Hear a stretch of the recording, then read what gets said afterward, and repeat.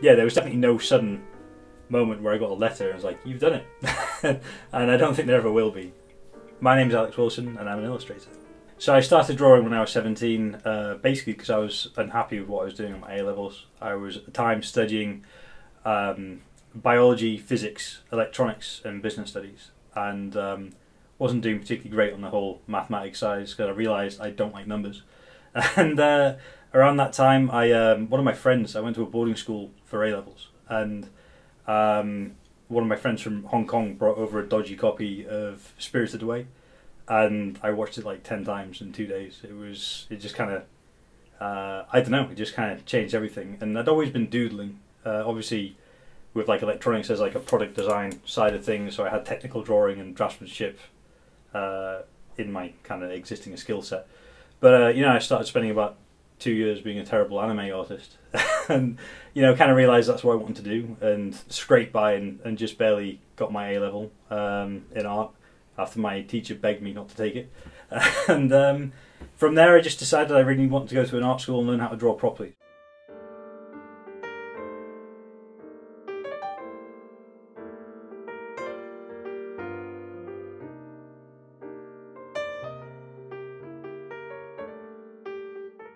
It's one of these things when you first start drawing, I find, at least with me, you have all these ideas that you're not able to draw because you don't know how to do it.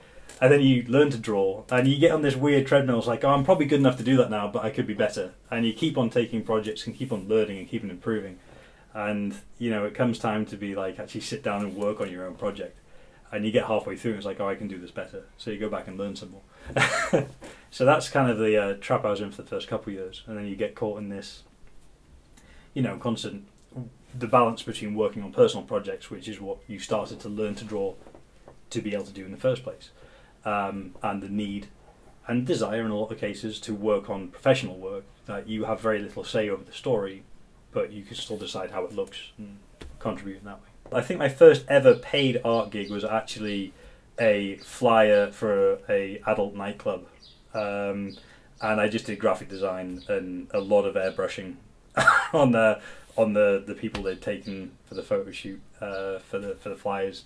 So I think for about 6 months I was working at a garage and on the side doing this graphic design work and just trying to improve. This is when I took the Bobby Chew class to really learn how to paint and use colour. And after we got my green card, I went to a couple of comic conventions in America. New York Comic Con and San Diego Comic Con, and I just sat in line to meet someone. Didn't know who I was going to meet. If they have a portfolio room at these conventions, you can just sit in all day.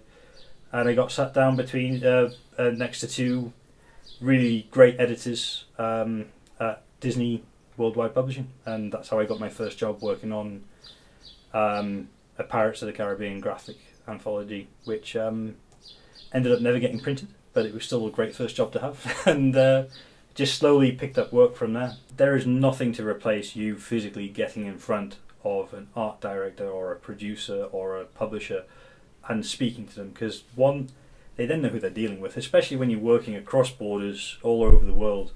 I've worked with so many people that I've never seen their faces. I've never even met them. I've never met them in person. We've never spoken over the phone. It's just been emails, and it's this kind of cold. You certainly don't do your best work in those circumstances, just because you kind of don't exactly know where the other person's coming from, not because you're not trying. It's just, I feel like the more of a personal connection, without being creepy, you can make with someone, the stronger the product will be, because everyone's on the same page. You know if you're going to get along with this person, and you know if your ideals line up with their goals, and that's a vital part of making something that is, that little bit. Maybe not quality-wise, because there's always going to be someone who can draw better, but sometimes a product just fits together really, really, really well and becomes something a little bit special. And having an agent is never going to replace that. I've got mixed feelings about agents, because I had an agent myself for 2 years, and they were lovely. They were hard-working people. I think they believed in what they were doing, but my experience was overall negative. It diminished my income, and it diminished my relationship with certain clients. But I think that's probably because I wasn't in an agency that was a right fit for me. They were a big books agency. They had more than 400 artists, or around 400 artists on their books, and they really helped me out. They gave me a lot of extra attention, which I really appreciated. But at the same time, the sort of artists that type of agency tends to sell is someone who can do high turnover quite quickly.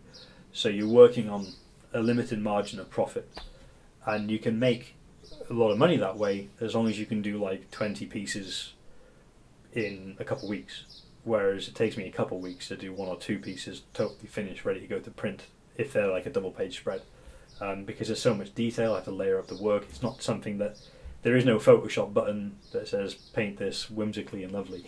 It's, you know, it's a process, and it takes a lot of time and effort.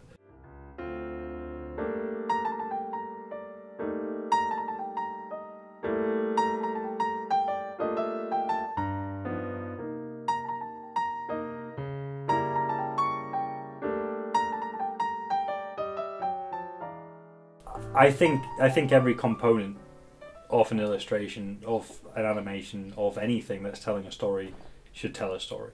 I don't think any background should be put into a place because it's a background that needs to be a certain shape so the characters can move through it. It should look like it was built by someone, it was designed by someone, there was a reason why that wall is that way, why it is there. Even if that reason is because the person who designed it in the story wasn't very good at designing things. Like, it's every aspect of a narrative should tell a story if someone wants to see it there. And your reader or your viewer will do that for you. A lot of times they will make assumptions about things.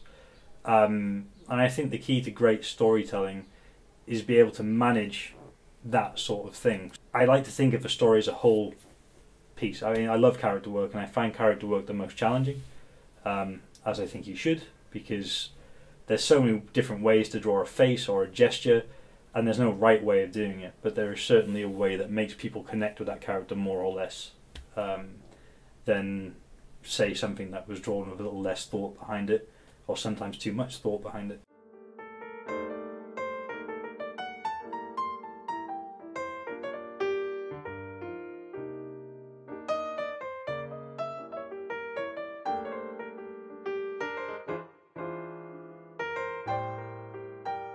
So yeah, there was definitely a point when I first finished where I just didn't have the confidence to go out and aggressively send my work to people. I just thought I'd get more polite rejections or even flat out ignored, which happened a lot early in my career. So getting over that, and I think the real impetus to not, cave into this sort of like, oh well, they're not going to like it, so I won't send it, was the fact that I really hated doing non-art work. And so you had no choice, really. It was like, do you want to do art for a living or do you not? Yeah, it probably took about 2.5 years after graduating before I would be able to legitimately say I was a professional artist, and that was my livelihood. Again, there's been times where there's been a couple of really dodgy months where it's just been like, nothing seems to be coming in, what is going on here? But again, I find the more you work, the more you get your stuff out there, and the more you talk to people, and most importantly, the less cantankerous you are, the more likely you are to get work.